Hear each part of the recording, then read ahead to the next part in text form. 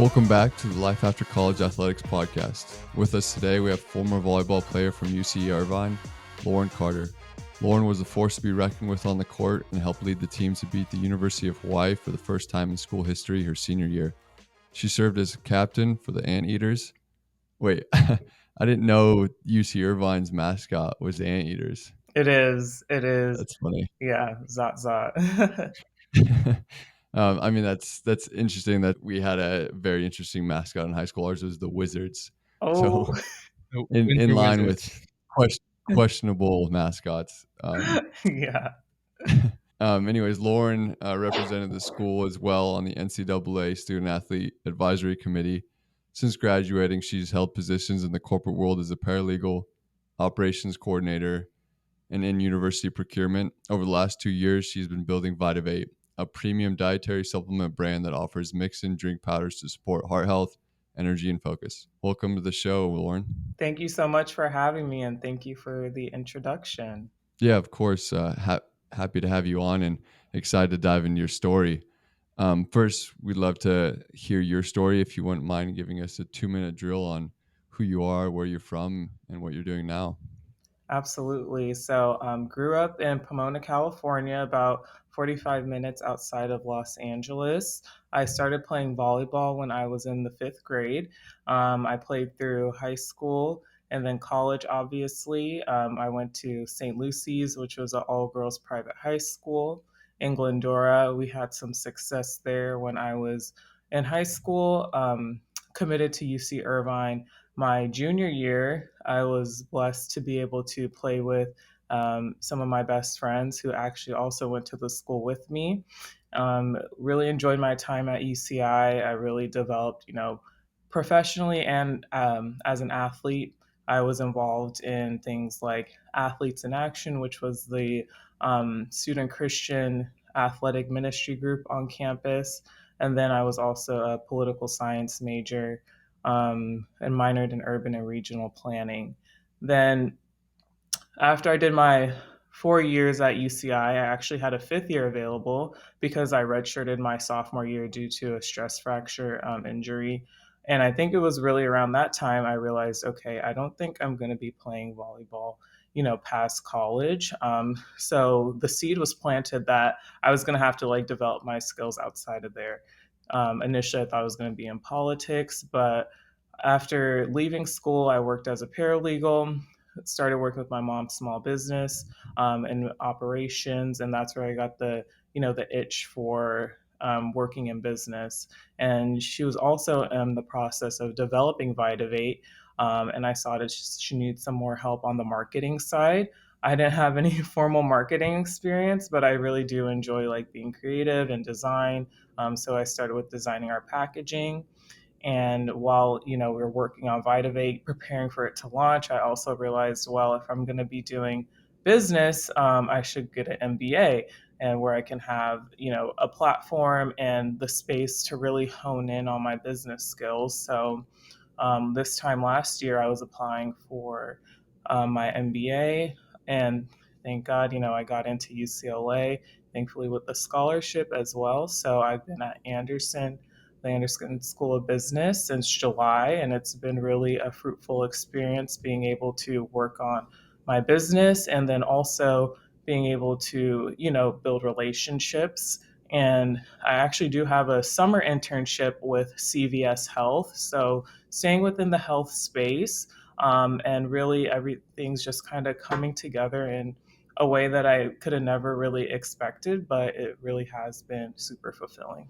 What's been the biggest thing that you would give advice to like young people coming out of college trying to find their way? Because it seems like you in college you were into urban planning, political science. You wanted to go into politics. That was your passion there. And then now it's shifted to now you're going to get an MBA. You run the business. What has kind of allowed you, or what are some couple like 2 to 3 skills that people can use out of college to kind of find their mission and what they want to do with their life?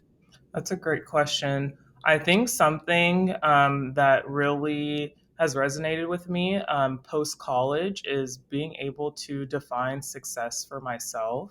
I think oftentimes, we can fall victim or abide by someone else's standards of success, but really you have to understand what that looks like for you. And to make it more clear, coming out of college, it was during the pandemic, and I became a part-time caregiver, really a full-time caregiver for my grandparents. And while that's not the sexiest thing to be doing when you're in your young 20s, it really was like a fulfilling thing because, you know, my grandparents have been married for 67 years. And I realized for me, success looks like, you know, having a family, being married for a long time.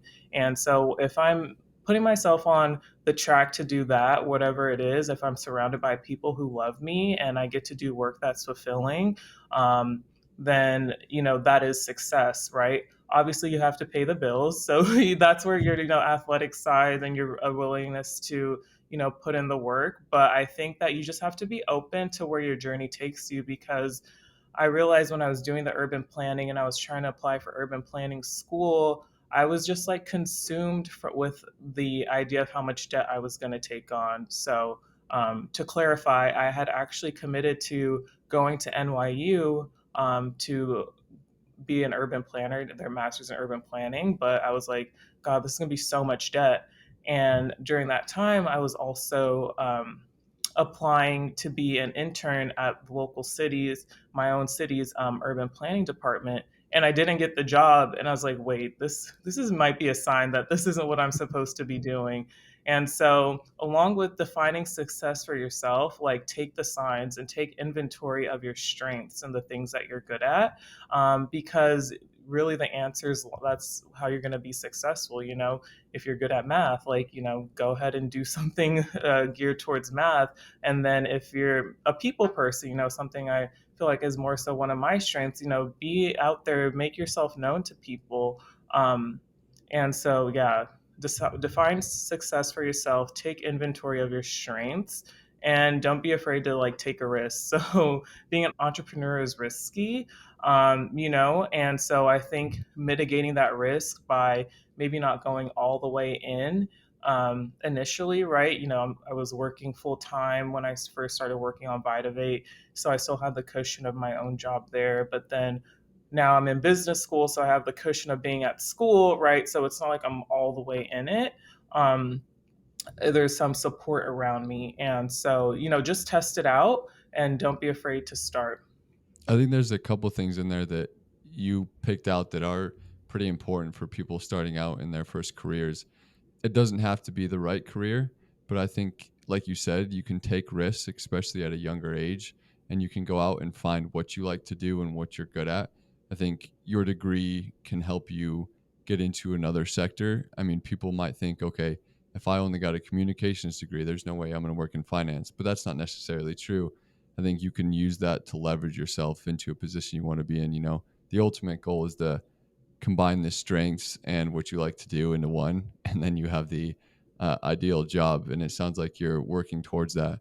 You tried a couple different things, but you're also taking opportunity to be risk adverse, and you're keeping a job while still working on something else that you're interested in, and you're taking that next step to get your MBA that'll lead to more outcomes and opportunities, whether that be continuing to build VITAVATE or even later down the road if you see yourself as CEO, CFO, or even just in this senior level position at a health company. Yes, very, very well said. Yeah, being risk adverse is something that is, you know, important, especially like you when you're still trying to figure it out. But once you really like hone in, I would encourage people to, you know, go all in. And especially that's kind of like where I'm seeing myself going this way as of now with VitaVate. Yeah. I did want to add one thing that you said that's pretty wise for, you know, people in our age is that when you were looking at schools, you saw the amount of debt and that the outcome from getting that degree is probably not going to be worth the debt that you're going to take on. And I think that a lot of people look at college as like, you know, everybody goes to college so that I can get the job, but you are when you go to college, you're taking out a loan that you will have to pay back. And so in a way, like if you are not pursuing something that's going to be able to sustain that debt, it's sometimes there's better options than just going and doing that thing. And I think it's pretty wise of you to see that before you even enter into it and kind of shift your focus and, you know, maybe God blocked that path, but now you go down this path, and that's the one you're supposed to be on. So I think that's pretty wise and something people should know about going to college or even going to grad school. Yes, yes, amen to that because it wasn't going to be worth it, right? And especially depending on where you go to school. So, going to school in LA is it's expensive even just with the cost of living, but New York it was going to be the debt and the cost of living, right? So, yeah, definitely make sure your income after you graduate can pay back those loans and support a lifestyle that you want to live. So, thanks for calling that out. Yeah, I think the optionality is important too. You found that in order to have the reps necessary or even some of the knowledge to leverage to get you to a place to be where you want to be in the future, you thought about some things strategically, and I think that's important. I do think there is opportunity to just jump into something, but if you have at least a strategy or a plan before you jump into something, then you're a lot greater off for success for that. What are some of those things that you did to strategize yourself before jumping into the next thing, whether that was before jumping into MBA applications or before jumping into helping build VITAVATE? Yes. So I think with VITAVATE, some of the things that we I did strategically or that we were working on strategically is that we knew we wanted to be a lifestyle brand. So not just selling supplements, but really a lifestyle brand and not, just trying to like make a profit off of people, but really being a brand that people look to for encouragement and advice. So that's where our mantra of fill your cup first comes in. So, the concept of taking time to prioritize your health and your wellness before you pour into others, or whether it be your job, your family, XYZ, because, like they say, you can't pour from an empty cup. And so, strategically, we trademarked Fill Your Cup First. Thank God it wasn't taken. And we trademarked VITAVATE. And I think strategy it was part of the reason why I went to business school. I think there was opportunity for us to be maybe more strategic in the initial phases of the business, but I think that if we hadn't had the lessons that we've had along the way, we wouldn't be where we are today. And so I would probably wouldn't have applied to business school if we were, making hundreds of thousands of dollars our first year, our first month in sales, right, on the market. So I think that while there's some setbacks, places where we could have been more strategic, it's brought us to this point today, and I can't allow the sunk costs to weigh my future decision making. That's what I learned in one of my classes. It says, if it's a sunk cost, you can't let it weigh on future decisions, and so something that I've really taken to heart because you're going to make mistakes along the way, but you can't let that you have to learn from it, right? And then move forward. And so another part of strategy, I think, was more so on me applying to business school. I worked at UC Irvine actually in procurement afterwards and had the opportunity to work with the other UC schools. And I really saw how much influence and power the UC system had. So I was like, okay, I want to be able to stay within the UC system so that I can leverage the connections that I had there. And so now we're at a place where within UC, within VITAVATE, we're really trying to focus on distributing our products to college students, college athletes, because as a natural, lower caffeinated supplement, we provide a great alternative to the higher caffeinated options that are usually made available to us and provide a natural focused solution instead of stimulants that people might be taking, and so honing in on that messaging that also came from business school. And so now I'm able to leverage my UC procurement, my relationships here, and really be able to talk to people in a more meaningful way and say, hey, this is something that students can use in their daily lives. So once again, there's mistakes that are made along the way, but I think, like I said, God has just really revealed different areas that we can take advantage of. That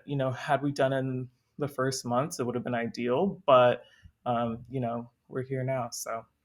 There's I don't know if anyone coined it, but there's like a term where it's like you shouldn't let errors accumulate because when you accumulate errors, that's when you start going down the rabbit hole.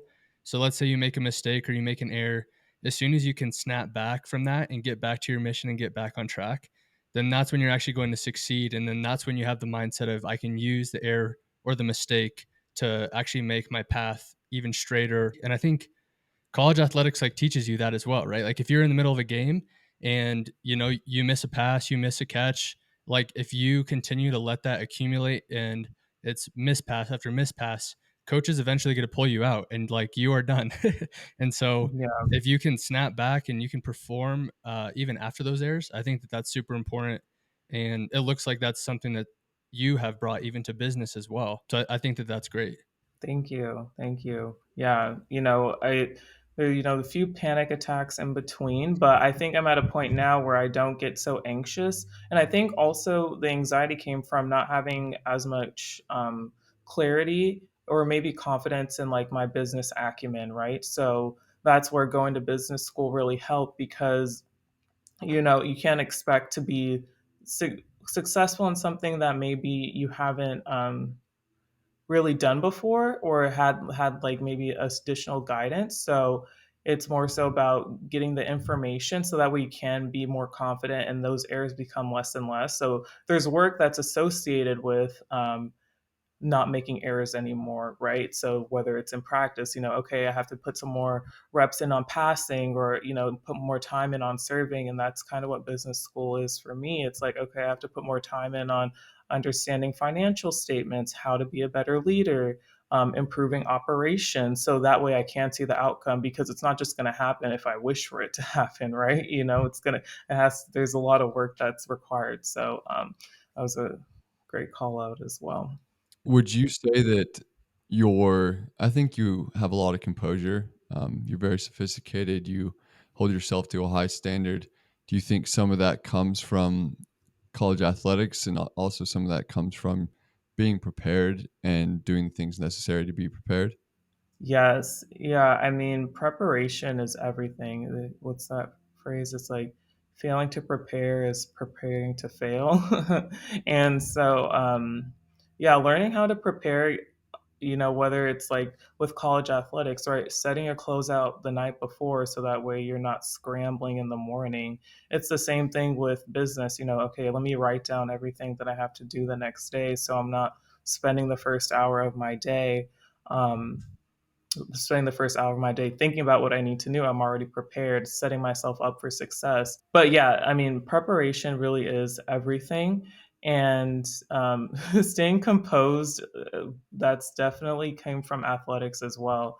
I mean, with volleyball, and I'm sure you guys understand with lacrosse as well, but like every touch you make, it could result either in the point for your team or a point for the other team. So it's very Mm. low margin of error because like one if you're not in the wrong position the ball's hit to you then it's like that's a point for the other team and so it accumulates fast so that discipline and the willingness to like execute over and over again even when it's hard even when you're out of breath and you're jumping and you still have to transition and get a kill even though the rally's been going on for a minute plus, it's like those things over and over again. But I think the best part about being in business, like it's not as physical as it was in athletics. So it's like, okay, now it's just the mental component really, and partially physical because the better, healthier, and the longer, more stamina you have.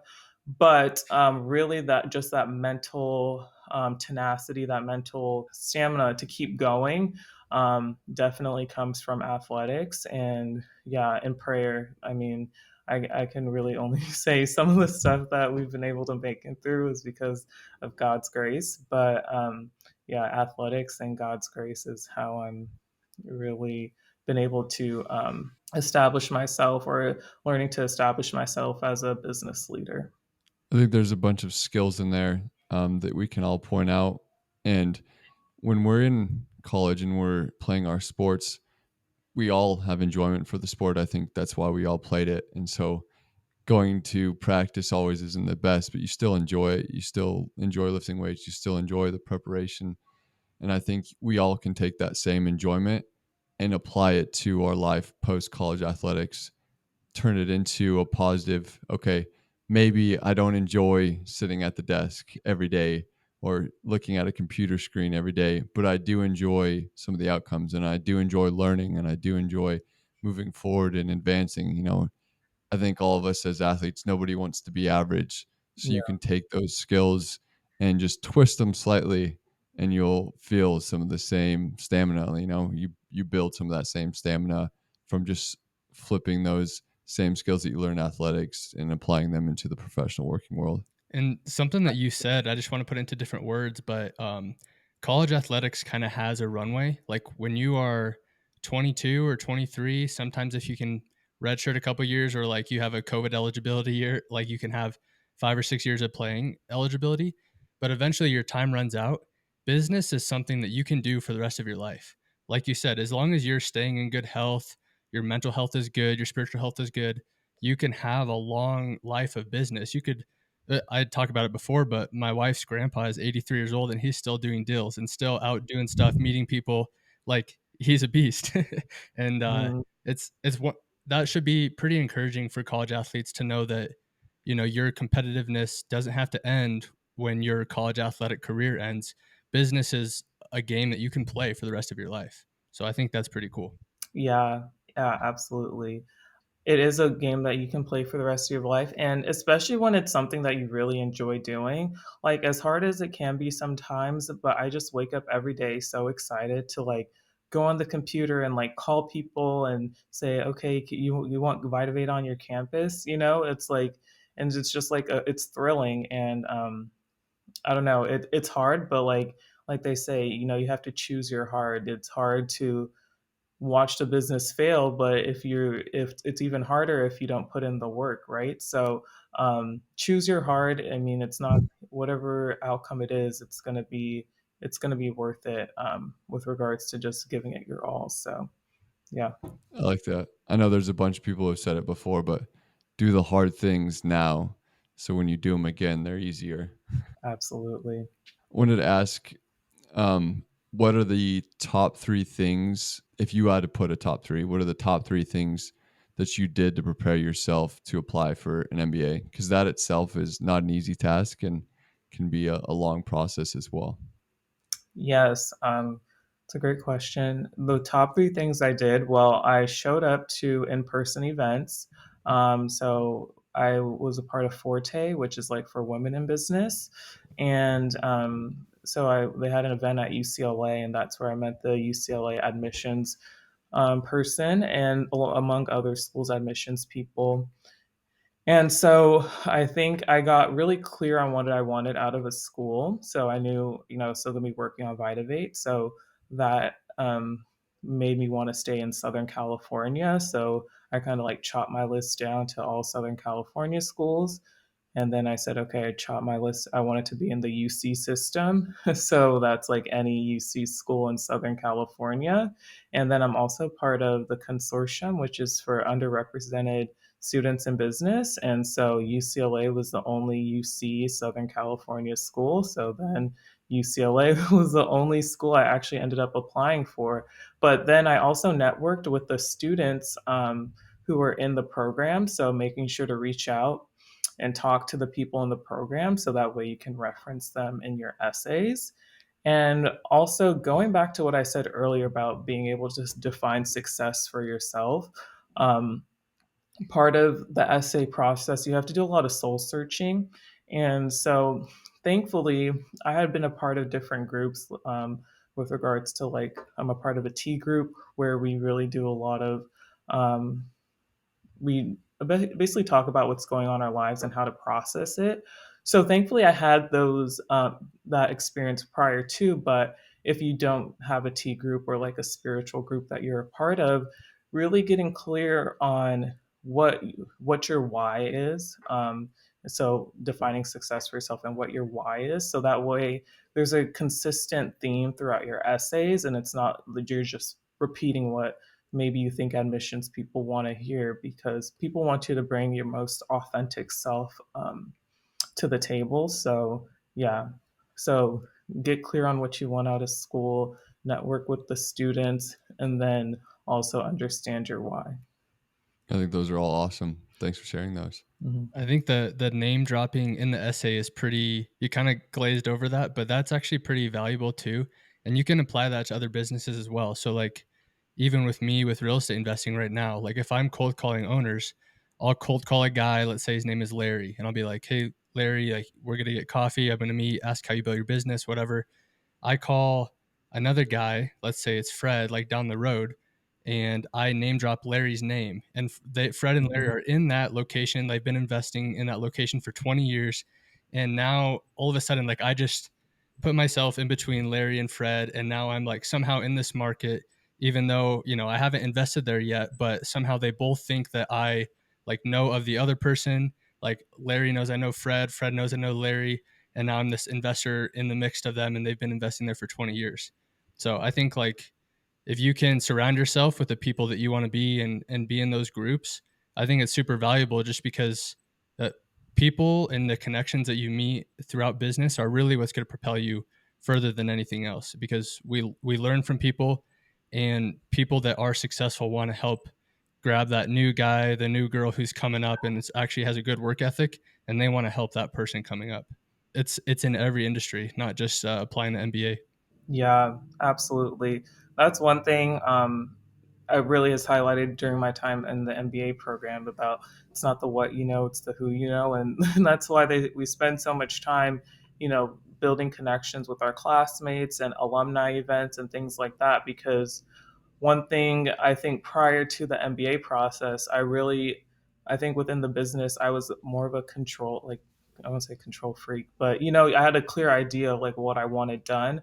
But, you have to allow yourself to receive help from people, because that's how you're going to go farther, right? If you want to go alone, go fast. If you want to go far, go together. And so I have to be able to bring in more people into my network, into my ecosystem, if I really want VITAVATE to be as successful as possible. Because at the end of the day, it's not about me being able to say, oh, I did this, oh, I did that. It's more so about being able to drive the mission forward to as many people as possible. Yeah, I think the organic growth from people as well is super exponential, right? Like if you bring VITAVATE to one campus and tons of students love it, they're going to be telling their friends about it on other UC campuses. Maybe Stanford hears about it. Oh, we're college athletes. We play against these guys. We see all the Stanford volleyball players drinking VITAVATE. Now we need to get some of that. So it like spreads exponentially just from the connections that you've made and inserted yourselves into all these little markets. For sure, for sure. You're totally right. Yeah, we just saved somebody $1,000 from doing a mini lesson on marketing, marketing and networking. Yeah, I wish I heard this a few months ago or a year or two ago. No, it's awesome and it's super beneficial, especially when you are coming straight out of your college athletics career. Likely a lot of your friends in college were your teammates, and they all probably went in different directions and went to different jobs and are in different careers and industries. And I think it's important that you do take opportunity to branch out and build new networks and build new relationships because those lead to new opportunities. And who loves a new friendship and connection more than anybody? I think it's enlightening. It feels good. You can both gain benefits from it as well. Yes, absolutely. And that's the best part, especially building like authentic friendships, right? And not trying to make them transactional, because I think it's really easy to say, oh, this person does XYZ, they've had this job, they've had that job. While that can be beneficial for your business, really looking at the core of the person too is super important, because, like, yeah, I'm sure you guys know you've been friends for a long time, despite, going separate ways, but it's really that bond that will keep the friendship together for a long time, and making sure that people share your values. You know what I mean? Because you don't want to be friends with shady people, because there's plenty of those, and you just don't need that in your life. I think it's Yeah, the classic example of when you build a skyscraper, 60 feet down into the hole and build the whole foundation first before you actually build up from the building. And so same thing with like friendships. If you can, like, a lot of people see really good friends and they see the loyalty, they see all the benefits from it, but they don't see all of the foundations and the work that went into that friendship in the beginning. And so I think, like you said, if you can align on values, you already have like a boost of building that foundation before you even try to do anything else.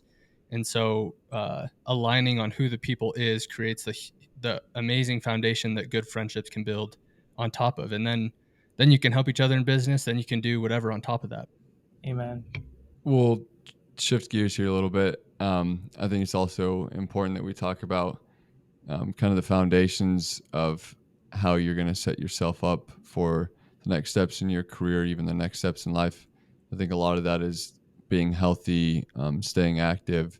You don't have to be a bodybuilder. You don't have to be crazy athletic. But I think those are good things that support mental, emotional, spiritual, all the above health. If you were just graduated post college and then took a year and you kind of just didn't do anything, you felt sorry for yourself and you felt down in the dumps, what is one thing you do to turn that around? And then what is the next thing you do to keep that going? Yeah. I think I would. I mean, I always say pray is the first thing I do, really just gain clarity on what direction that I need to take. And then start small. If you're really struggling trying to find, like, especially your workout routine post college, it took me a while to, like, well, part of it was COVID. So, like, a lot of my gyms are closed. So I was doing, like, YouTube videos, but then I found F45, which was around the corner from my house. And that was just another great place for me to build community. But start small. I really like the book Atomic Habits, and they're saying, if it's just like 5 minutes a day, and then starting to build on top of that. And then you'll eventually be able to say, okay, I can do more. I can do more. And then also having an accountability partner is really great. My roommate now, she actually played sports in college as well. She played softball at West Point, and she and I go to the gym together most mornings. So it's really nice having someone who is also interested and wants to, like, keep you accountable. So, a word of advice: pray, start small, and then find an accountability partner. How is it living with someone that was at West Point? Do you ever feel like you're not on schedule, your bed's not made, you're a failure if you don't make your bed every morning? She's honestly really I if she hadn't told me, like, she's very humble. So she's we're not, like, crazy about, the kitchen being clean or anything like that, but we're both, like, pretty particular. But she's, I don't know, she's great. I, like, really hype her up. I'm like, her name's I'll say her name. Her name's Caroline, and I was like, Caroline, like, I'm kind of scared of you, low key. Like, I don't know what you're capable of. She had showed me this video of what West Point grads have to do in order to pass, like, the fitness test, and I was like, it was, like, insane. I was like, you did that, and it's, like, in between having to go play sports, and she's, like, a full time college athlete as well. I was like, that's, like, a different type of college athlete experience. I don't know if I want, but I really admire her. And she was an officer in the army, and she recently got out. So she's I admire her. Yeah. Yeah, that's another thing where it's like, not only are you, full-time student, full-time athlete, but you're also like full-time trained to be in the military.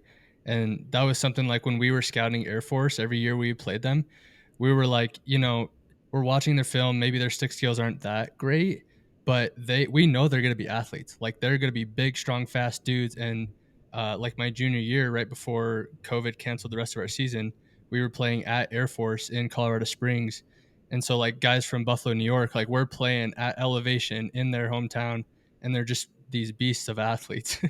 So Yeah, it's definitely a different level of a college athlete. absolutely. We played Air Force too. I think it was my senior year. So right before COVID ended our season. But yeah, it was couldn't breathe. They're just coming from running, like, X amount of miles, and they're still playing a game, and we're just like, oh my goodness. Yeah. But yeah, it's different. wanted to ask you, so you are building VITAVATE, but you are also doing summer internships post MBA. How have you managed your time to be able to do that and also stay active? Do you set a schedule for yourself or do you map out your calendar? What does that look like? For sure. So my calendar is like my best friend. And so, with regards to the internship, I was thankful to receive the internship prior to starting the MBA program because I did some pre MBA recruiting. And so, I wasn't recruiting during the fall. So, most people in the MBA programs are recruiting in the fall to get a summer internship. So, thankfully, I was able to have most of my fall quarter to focus on VITAVATE, get involved in like the entrepreneurship clubs and different opportunities there. And so part of my decision to take on the internship was I would have to be very clear with the my recruiters saying, hey, I have a company, and ideally long term our products would be in your stores.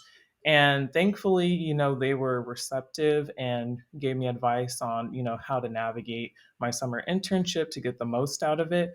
So I probably wouldn't have taken the summer internship if it wasn't at a company that could be a potential distribution channel for us, and a company that was supportive of my entrepreneurship endeavors, because that was something I made sure to be clear with them about from the start, so that way there weren't any issues down the line. So, and in terms of just being able to maintain everything, yeah, setting a schedule is important. I mean, I try to, wake up and exercise in the morning, with my like I said, with my roommate, and then so that way I have the rest of my day. Sometimes I don't, so I'll try and do the afternoon, and then sometimes I just don't do it altogether. And it's hard for me to like not beat myself up about it, but just giving myself grace, and then just try not to skip too many days in a row.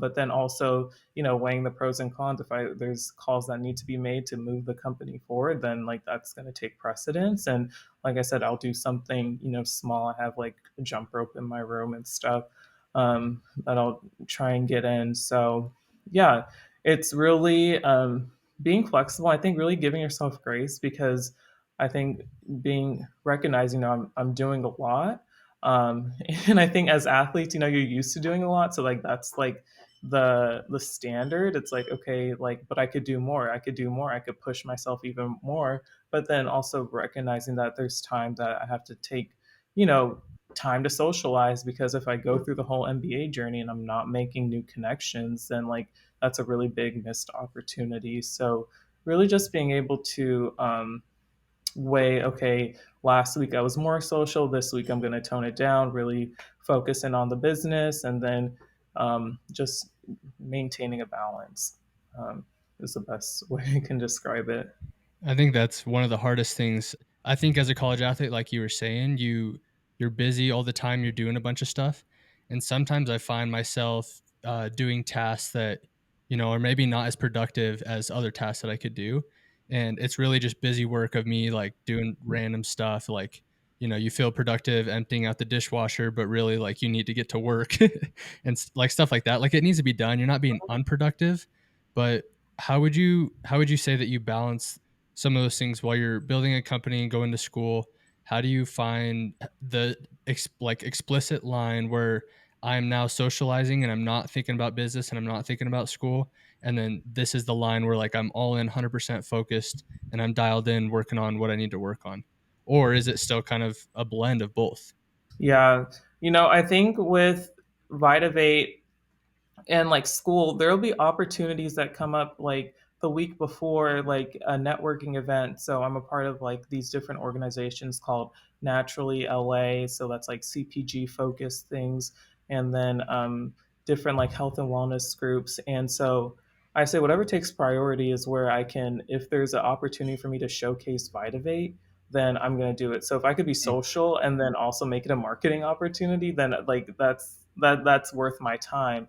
And so the line is never, like, I would say, truly explicit.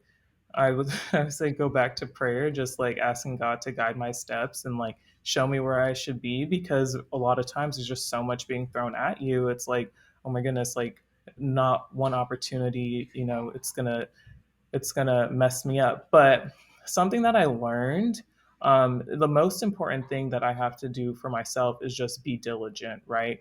Like if I'm working on something for VITAVATE, like giving it all of my attention and making sure that the assignment is complete before I move forward, not allowing it to like carry over to the next day and to the next day, right? But being very diligent in my work process, being able to focus on one thing and then move to the next and move to the next, and then also just realize that you're in a position where there's just like a ton of like excellent opportunities, right? So no one opportunity is per se better than the other or worse than the other. You just have to be able to make the most of whatever space you're in and maximize it, because otherwise, the grass is always going to be greener on the other side. It's like I could have been doing this, like obviously, but I made the decision to be here, so I'm going to be here and I'm going to make the most of it.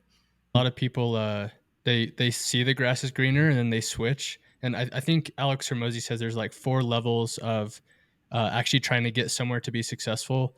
The first level is that you are um, uninformed optimistic, meaning that I don't know anything about that opportunity, but it looks really cool and I'm going to go pursue it because I see someone making money or like providing a lot of value. The second stage is that you are informed pessimistic, meaning now I know everything about the industry and it sucks and like I don't know if I can even do this. Then the third stage is the pit of despair, where you are just like, I've been trying at this for multiple months, maybe a year. Like, I'm not seeing any fruits from it. I don't even know if I should switch. And then that's the moment where people see some grass is greener on the other side and they switch and they go back to square one. They get uninformed optimism. But if you can just get through that pit of despair, the fourth stage is like ultra success, and that's when you see the hockey stick growth. And so it's, I think it's 100% with what you just said is that if you can be diligent on focusing on one thing and just trusting God that that's the path it's going to be, and if He opens up another door, then you go down that door. But it's really important just to stay with your original mission and just see it through, because sometimes you'll never know what you're capable of if you keep switching gears. You're so There's right. 4 things I wanna pull out, sorry, to go back, to what you said earlier, and I might have missed some other ones that are pretty important, but the first one being find balance, and you can create your own balance. You can set a schedule, but don't be defined by your schedule. The second one is learn to give yourself grace, and I think it's important and it comes within boundaries. It's better not to skip 2 days in a row because that's kind of what you leads to habits. Like you said, when you talk about atomic habits, it's the little things stacking on top of each other that build strong habits. Then the third thing would be being diligent and how you're going to be diligent and focusing on something that's important at that moment and not letting it carry over to the next moment. And then the last thing is to honestly just keep working. You are continuing to grow if you keep showing up and keep doing those things that are important. Thank you. Yes. Yeah, you said it perfectly. And I think what you were saying about the Alex Harmozy, like that's so true. It's so easy to just like switch, especially when you like see someone else like seeming to have like growth or something else. Like you really just have to lock in on like your own, water your own grass. You know what I mean? Like you said, I like to say the grass is greenest where it's watered. So the grass is green over there because someone's watering the grass. Like you have to water your lawn, take care of it, uproot weeds, do whatever you got to do so that way wherever you are, it's green. And sometimes it takes time. Sometimes it takes fertilizer. You got to go through some stuff in order to see the growth that you want to see. But like you said, it's if you can endure and be diligent, put in the work, then and be consistent, right? That's like setting a schedule, getting up, watering the grass, doing whatever you have to do so that where I am, it's the best that it can be, and I'm not so focused on what other people are doing because that'll take your joy any day of the week. 100%. Yeah, I totally agree. So I also went to Ultimate Training Camp in Fort Collins, like there's the CSU one. I was wondering what impact did attending Ultimate Training Camp have on you, with your business now and just you as a person? Oh wow, that's awesome. I went to the one in Long Beach and that was my junior year of college. What it did for me, I think I think I don't really understand the true impact of it until I was gone, or like actually during the COVID time, Mm. because I think while I was there, um, how do I say this? I was still focused on trying to be the best volleyball player I could be, but not really understanding how I was like really like kind of forcing myself to like be this volleyball player. And I think it wasn't until after I graduated that I realized that yes, I really enjoyed volleyball, but I don't think maybe I loved it as much as I wanted other people to believe I loved it, which is like kind of hard to admit, but that was like part of like the transformation process. I loved the experience of it, but like you asked me today if like do I want to go out and play like volleyball like for fun, like it's usually a no. You know, I love being active. And so I think while I was in ultimate training camp, I was still like trying to force myself to be someone that maybe I wasn't meant to be. But I mean, I was meant to play volleyball, do all these things, but really trying to my goal was to become a better volleyball player, you know, get all American, XYZ, but like that deep down, that's not what I wanted. And but what Ultimate Training Camp did for me was really surround me with great people, and really gave me great connections to people who can encourage me. And actually, now that I'm at UCLA, one of the chaplains who I met from Ultimate Training Camp leads UCLA's AIA group. So it's just like things like that, you know, being able to connect and like potentially, ideally, we'd have some type of meetup between the athletes and the business student, Christian business students. But it's being able to have like deeply rooted relationships with people like you've been through some really hard stuff with, but then also just being able to look back on it and say, hey, I made it through that. And that was really fulfilling. But I, once again, I didn't really understand maybe why I didn't feel like I got as much as I wanted out of it until after, because I think I was still trying to convince myself that there was things that I wanted that I maybe really didn't. Yeah, I feel a similar way. Because I went my sophomore year of college, and not to get like too deep into my story with lacrosse, but sophomore year in college was like a pretty tough mental year for me. And so I think being able to go to UTC and have tools that I would add to my tool belt, I think helped me even past college. And I think I realize it way more now, like you said, than I would have uh, even as a lacrosse player. I think that the things that you learn from UTC and going through like the very hardships, like when we were doing the rope pull, my quads had never cramped up that bad. I was so dehydrated, and like I literally felt like I couldn't walk the rest of the things that we did. And then you wake up at like 3 a.m. the next morning and you're going on a ruck with your teammates, and I'm like, I don't even know how I can keep going. My legs don't even move anymore. But Yeah. I think that when you go through, like you said, when you go through stuff with people like that, those relationships are super strong, and you never know where they're going to lead. And actually, now that you're speaking, I think there's something that I really wanted to touch on, and just with regards to like identity, I think that's when I first learned about being able to separate my identity as an athlete and my identity as like a person, like who Lauren is outside of sports, Hmm. and acknowledging that like my performance doesn't define my worth as a person. So if I have a bad game, like that doesn't mean I'm bad as a person. And I think that was something I still carried with me through my senior year, even after going to UCC. But it wasn't until I entered like the professional workforce and I was working as a paralegal when I was like really learning like as I went, and I like made a mistake. And like when you're a paralegal, you know, these are legal documents and it's like they have like larger ramifications. And so I had like made a mistake, and I was like freaking out, and my friend's like, Lauren, like you just need to like chill. And I was like, yeah, like why am I taking this so hard? You know, it's because I had put my worth and my performance versus like Lauren, like this is what I do, this isn't who I am. And so that's something that I have to carry with me today, even like as I'm going through business school and I'm learning things for the first time, and I'm surrounded by really intelligent people, and then like not allowing myself to feel less than if I don't know something. It's like, no, everyone has their expertise. And once again, like your worth isn't your performance. It's not, um, your worth isn't defined by your performance, is something that I've really had to like carry with me. I'll let Rylan add some more details, but that whole like identity shift is exactly Rylan when he wanted to start the podcast and he came to me and he's like, there is this gap between identity when you're a student athlete and your identity is in your sport, and then you leave that. You don't know, who you are, and there's a lot of athletes who go through a depression stage, and so I'll let Rylan add more details, but that's kind of exactly why we started the podcast. Is a lot of people lose their identity when they leave college athletics. Yeah, I think it was out of a place of I'm not afraid of what is ahead of me and I'm not afraid of what I might become, but it's I'm looking forward to building what I could become. It was almost like a new starting place, not a reset or a start from zero, but here's an opportunity for me to continue to grow. I loved playing lacrosse, I loved competing, and I probably still miss it a little bit, but I think allowing myself to take everything I learned from college athletics and apply it to my position now and to where I want to be in a few years has been beneficial. I've enjoyed it.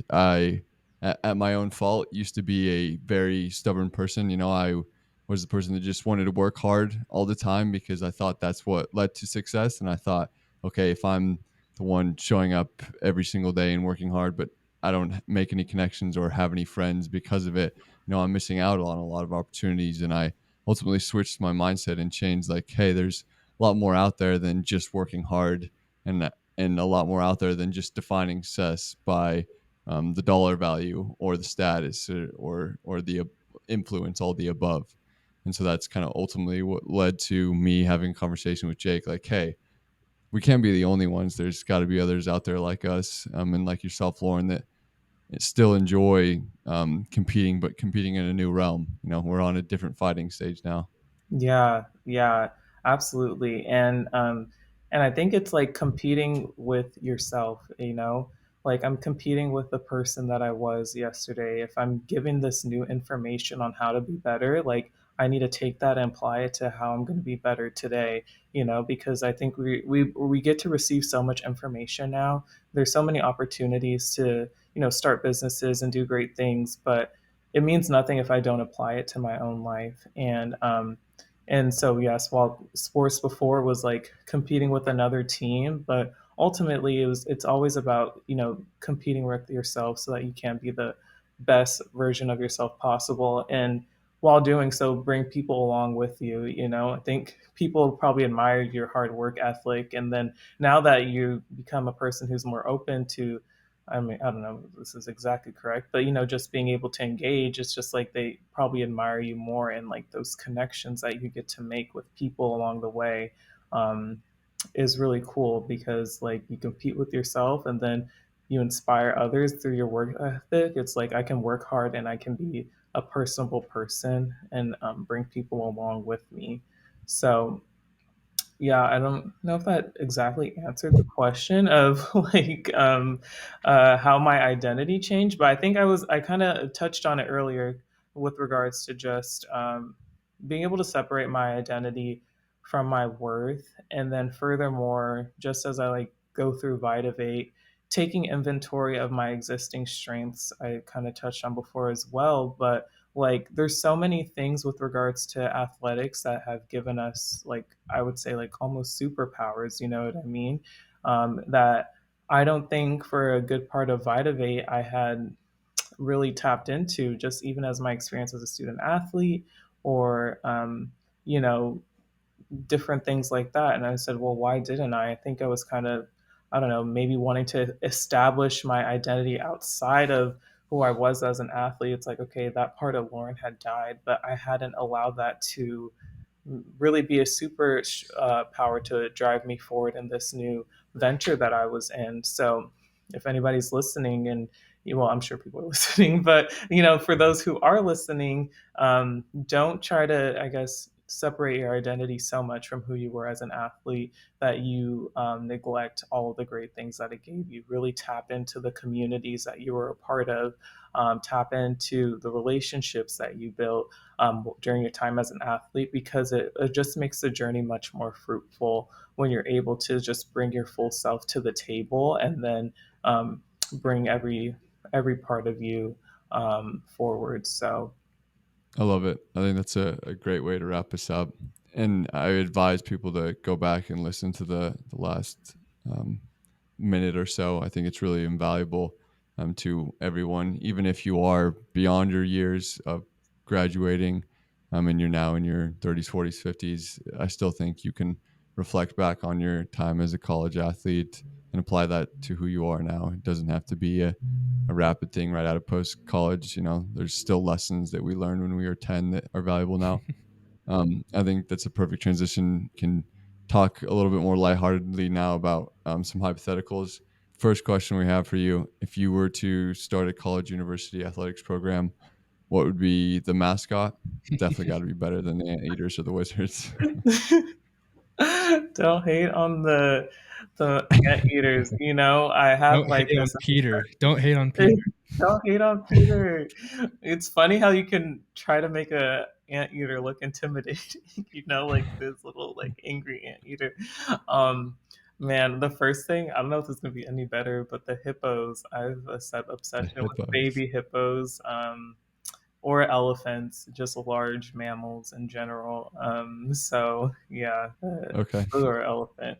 The hippo is underrated. It's It really is. strong. I mean, that thing would mess you up. So yeah, they're pretty underrated. Yeah, I don't think there's. I don't know if there's any colleges that have a hippo, but that would be mine.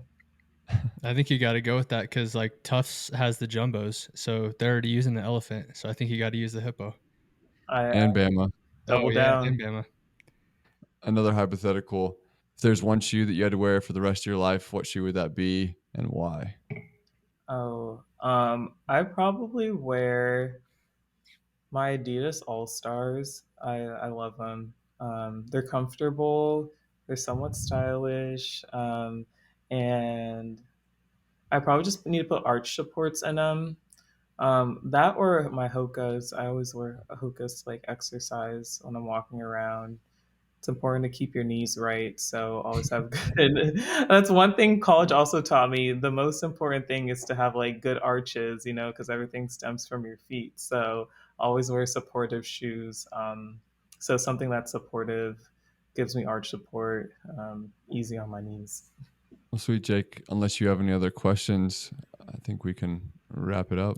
Lauren, is there anything else you want to say to the audience? Any advice that you would give to, young college athletes? Maybe they're 22 to 30 years old, that are looking to kind of redefine their identity. Yeah, I would say most importantly, define success for yourself and also I think and go back to just watering your grass, enjoy where you are, take inventory of like the skill set that you have and how you can bring value. But at the end of the day, just make sure you're surrounded by people who love you and people that you love because, achieving success is great, whether it be like financial success is great. But if you don't have people around you who love you and care for you, then it can be kind of empty. So, make sure you continue to prioritize relationships so that way you can enjoy the fruits of your labor long term.